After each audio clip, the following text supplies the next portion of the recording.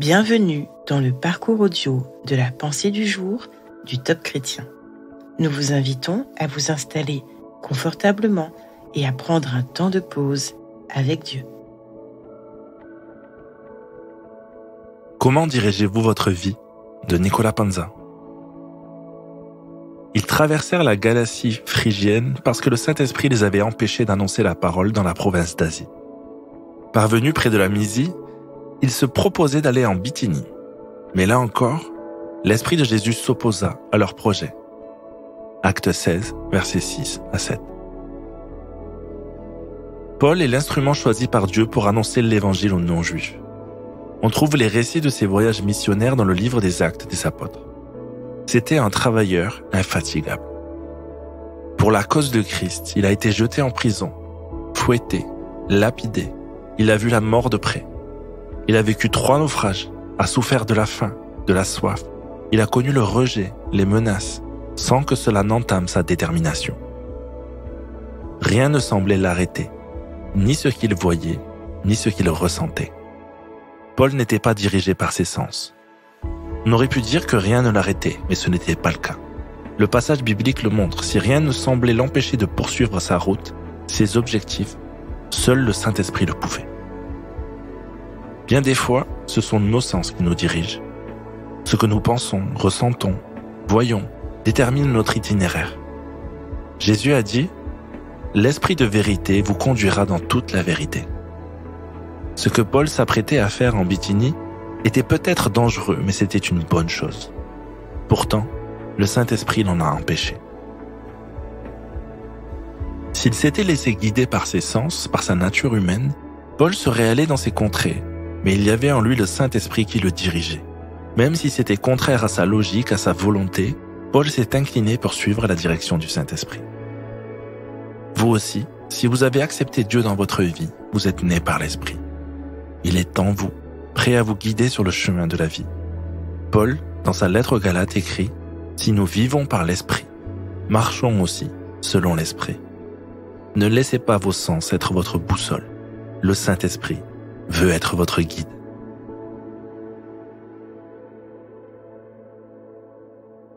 Quelle place accordez-vous à ce que vous voyez, pensez et ressentez dans vos choix de vie ?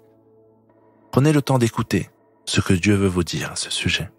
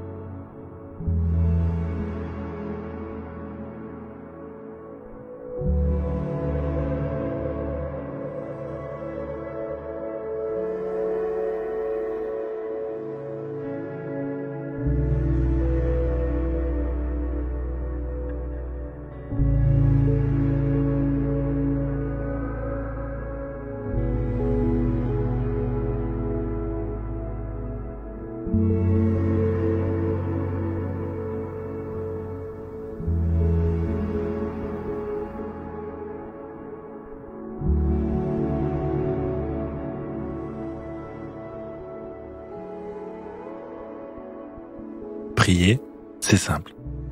Parlez à Dieu comme vous le feriez avec votre ami le plus proche. Dieu vous aime et peut tout entendre. Voici un exemple de prière. Mon Dieu, je suis né de l'Esprit et je veux être conduit par l'Esprit. Tu connais mes luttes avec mes émotions et mes circonstances. Aide-moi à être plus sensible et plus obéissant à ta voix. Je veux me laisser guider par toi. Amen.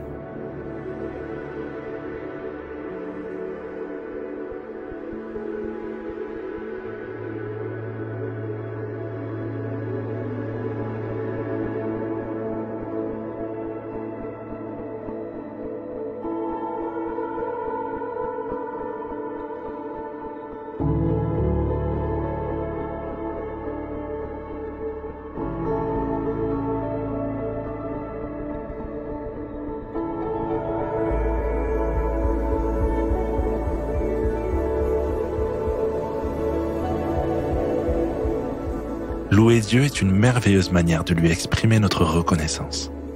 Si vous repensez au moment ou alors que vous étiez dans l'impasse, Dieu est venu vous secourir et vous montrer la voie, vous allez louer le bon berger, car il est toujours là, près de vous, prêt à vous conduire.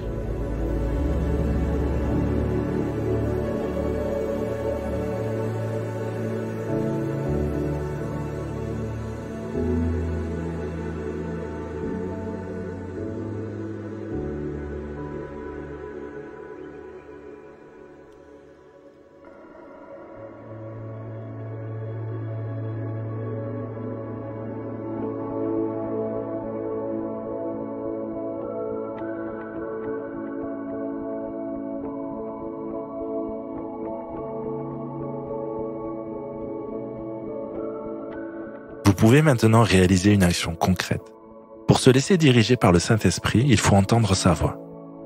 Jésus a dit que ses brebis entendent sa voix. Alors vous pouvez l'entendre si vous prenez un temps d'écoute. Écrivez dans un carnet ou une application de notes ce qu'il vous aura dit.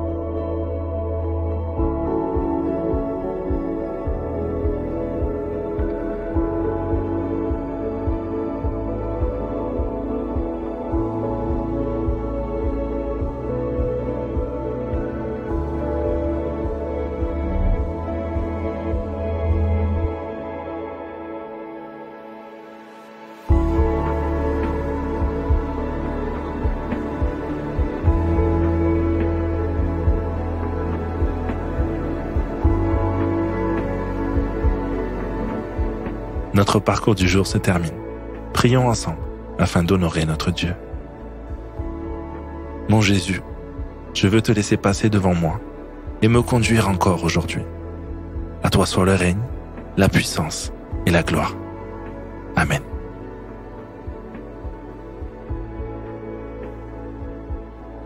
Nous espérons que ce temps de pause avec Dieu vous a ressourci. Rendez-vous demain pour un temps de Séla avec la pensée du jour.